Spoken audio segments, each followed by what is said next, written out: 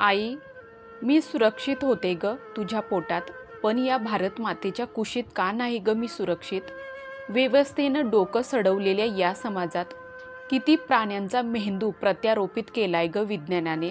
बुरशी लागलेल्या विकृत मेंदूच्या या संवेदनाहीत विकृत जमाती फिरतायत चहूकडं, हिंस शाब्दे बनून शिकारीच्या शोधात.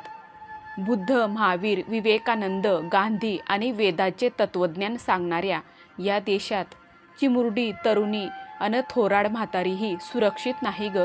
फाकतात तिचे पाय त्या शाब्दापुढे, जीव घेणे किळस आघात झेलत.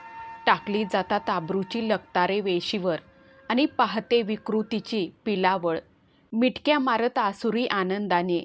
आई, काल तर तुझ्या अंगणातील बागेत मी बागडत होते ग. नितळ झऱ्यासारखी वाहत होते, फुलासारखी डोलत होते. फुलपाखरामागे पळत होते, वाऱ्याशी स्पर्धा करीत होते.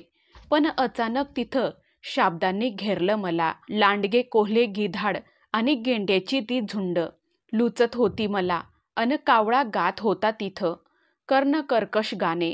माझ्या डोळ्यातले रक्तबंबाळ आसू अन काळीज पिळून निघालेली ती आर्त किंकाळी ना दिसत होती इथल्या आंधळ्या समाजाला, ना घुसत होती इथल्या बहिऱ्या समाजाच्या कानात.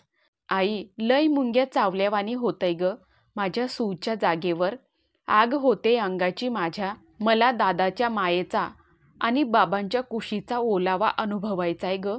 पण आई, त्या मुंग्या बाबा आणि दादाला तर चावणार नाहीत ना? त्यांच्या मेंदूला